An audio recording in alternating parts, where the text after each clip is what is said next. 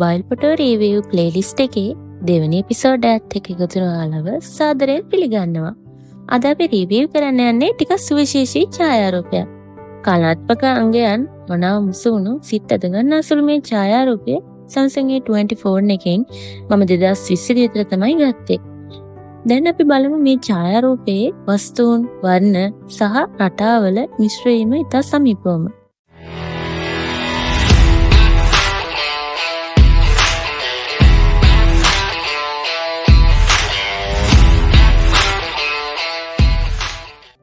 මුලින්ම අපි arrangement එක එහෙමත් නැතිනම් සැකස්ම ගැන කතා කරමු.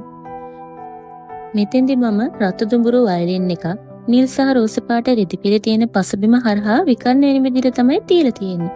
ඇත්තටම මට මෙතෙන්දි ඕන උනේ මේ විකර්ණ පිහිටීම හරහා aesthetic dramatic look එකක් visualize කරන්න. මේ arrangement එකේ අරමුණ උනේ ප්‍රේක්ෂකයාගේ ඇසට වයලිනේ ඍජුවම focus වෙන විදිහට කැමරා ෆ්‍රේම් එක නාභිගත කරන එක. ඔයාලට පේනවා ඇතිනේ වේලුණු මල් මිට. මට මේ මල් මිටෙන් ඕන උනේ වයලින් එක වගේම රෙදිපිලිවල මෘදු බව පෙන්වන්න. වියලි මල් මිටෙන් ඕගනික් ටෙක්ස්චර් එකක් නැචරලිම ඇඩ් කරනවා මේ ෆොටෝ එකට. නිල් සහ රෝස පාට සිනිඳු රෙදිපිලිවල තියෙන white floral pattern එකත් මේ ෆොටෝ එකේ dreamy foundation එක වැඩි කරන්න උදව් වෙනවා. ඊළඟට අපි object matching ගැන consider කරමු. මෙතෙන්දී සිත් ගන්න අසුළු ප්‍රතිවිරුද්ධතාවයක් තියෙනවා. ඒ කියන්නේ සරලවම කියනවා නම් වයලිනේ සම්භාව්‍ය අලංකාරය රෙදිපිලිවල මෘදු බව සමග එක් වෙලා ගොඩනගන කම්බිනේෂන් එක. ඉතින් දැන් අපි වර්ණ ගැලපීම ගැන කතා කරමු.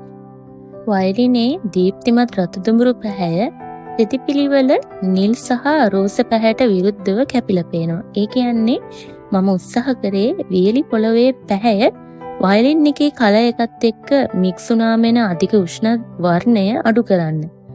නිල් සහ රෝස පාට බෑග්ග්‍රවුන්ඩ් එක විදිහට පාවිච්චි කරපු එකේ තවත් දෙයක් වෙලා තියෙනවා.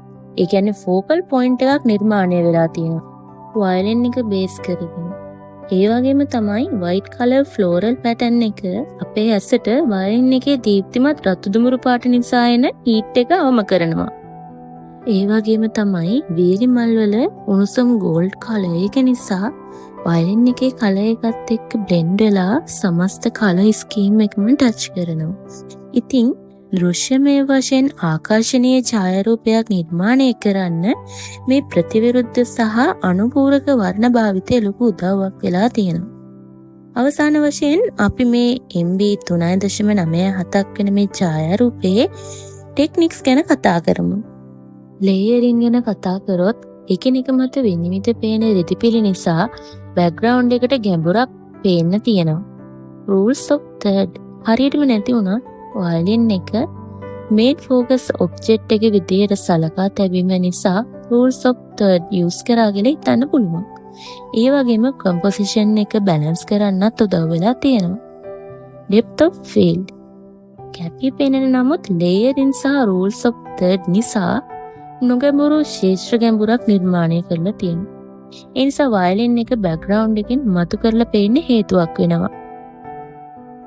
natural and diffuse lighting භාවිත කිරීම ගැන කතා කරනවා නම් මේ ඡායාරූපයේ දිවා කාලයේ ඇති තද සෙවණැලි අවම කරලා හොඳ කලර් බැලන්ස් එකක් පවත්වාගෙන යන උත්සාහ කරපු බව පේන්න තියෙනවා. ඇත්තටම මේ ෆොටෝ එක අරගෙන තියෙන්නේ දවල් 12:30යි කාල වගේ ටයිම් රේන්ජ් එකකදී. ඉතින් කලින් කිව්ව ටෙක්නික් ගැන බලද්දී අපිට අයිඩියා එකක් එනවා Samsung A20 කැමරාවල කලර් බැලන්ස් එක කොතරම් දුරට ඉෆෙක්ටිව්ද කියන එක.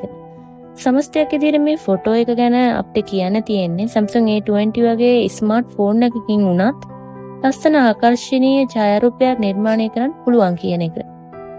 ඉතින් මේ ඡායාරූපය ගැන ඔයාලගේ අදහස් මොනවද? පහලින් කමෙන්ට් කරන්න. අදට මම එපිසෝඩ් 2 එකෙන් සමගෙන යනවා. තවත් දවසක මේ වගේම ලස්සන වෙනස් ඡායාරූපයක් සමග එපිසෝඩ් 3 එකෙන් හමු වෙන තේ ඔයාලා හැමෝටම සුබ දවසක් කියලා මම ප්‍රාර්ථනා කරනවා. ඒ වගේම තමයි අමතක කරන්න එපා Studio 95 අපිව like කරන්න, subscribe කරන්න.